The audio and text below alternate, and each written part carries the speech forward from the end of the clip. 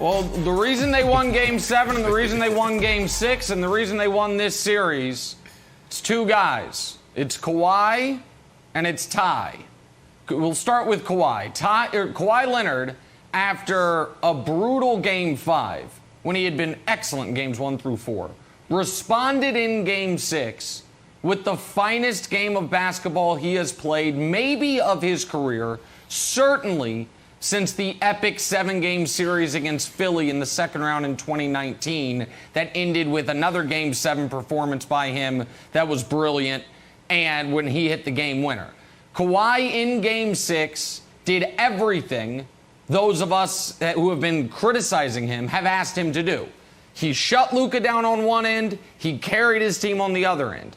And then yesterday afternoon in Game 7, while he couldn't shut Luka down, he did slow him down in the second half, and he was excellent all around throughout the game. And Jenna, you said 1 assist shy of a triple-double. That is Kawhi Leonard going outside of his comfort zone. The one part of his game that's a weakness is distributing the basketball, and it wasn't last night. So that's the Kawhi part of it.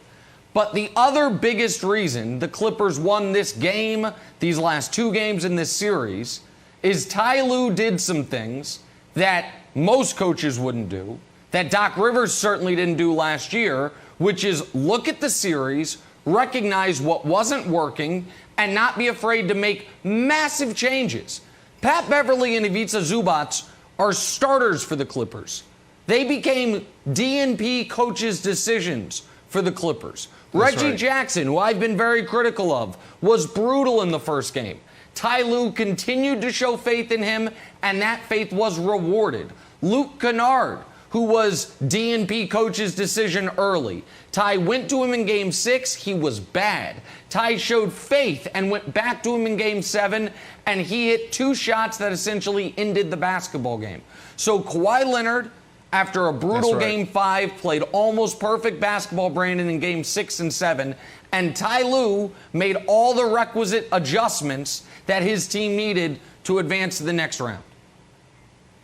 Do you believe now, Nicholas? Do you believe now? What an amazing weekend for me. Weekend of boxing, weekend of great basketball, the Clippers, the Nets. You sat there and you crushed this team. No, I gave you a pass last week. I gave you a pass Friday. I told you this was going to happen. I told you they'll win 6 because your son, Luka, wasn't going to be ready to go. He was going to be still tired.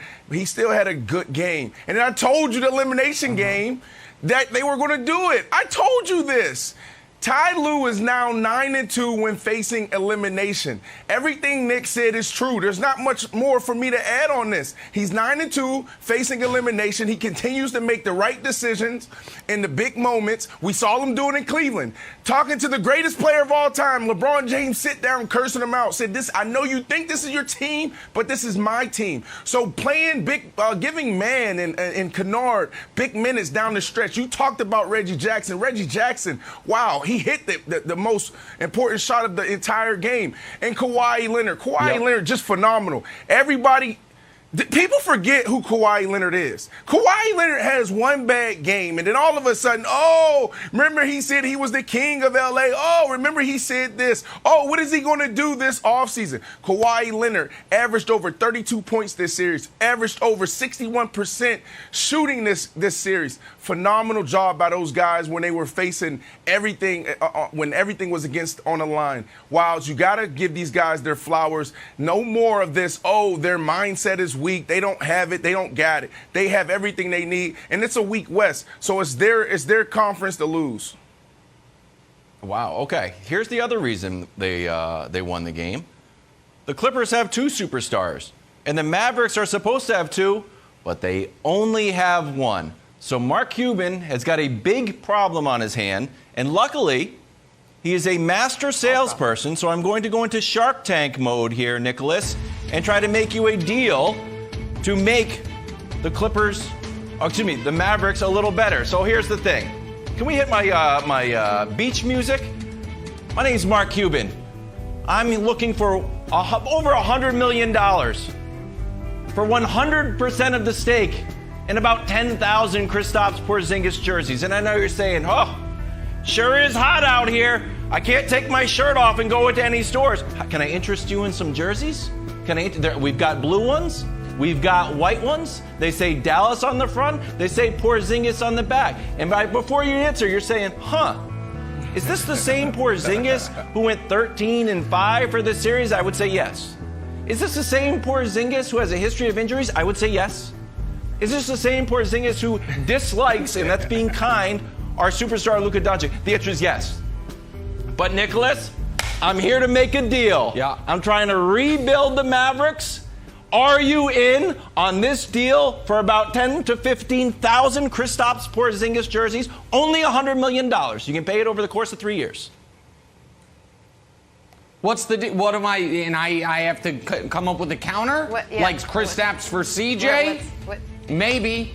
Like, here's the deal. Sure. The Mavs are in a rough spot in that they thought they were getting Luka's co-star, and he's not that. I don't know what happened to him in this series, Brandon.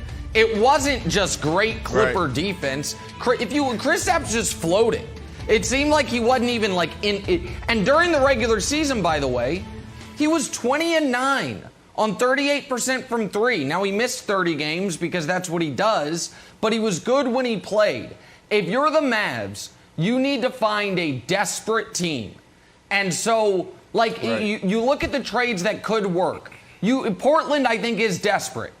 But even if they know Dame and CJ aren't going to be a good enough pairing, CJ's better than Kristaps. You call Chicago, Kristaps and Zach LaVine. LaVine is better than Kristaps. It is really hard to find the trade that the other team wants to do because this guy has not gotten better.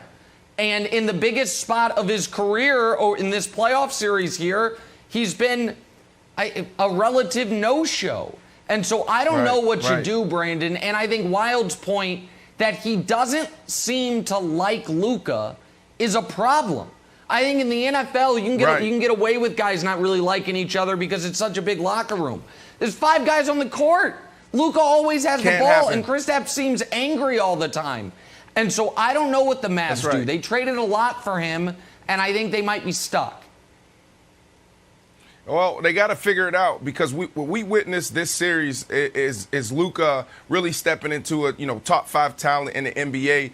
It's hard for me to say he's number 1 right now. LeBron James, I'm still going to respect LeBron James. This was a funky year for the Lakers, a funky year for him. I still love Joel Embiid, most dominant player. But when you break this down, man, Luka was sensational. So you got to figure it out. If you're the Maverick, you're Mark Cuban, you go out there and you figure out what you can do to build around this guy because this dude, man, is up next. He's now, actually, and you can't waste his talent, Jenna.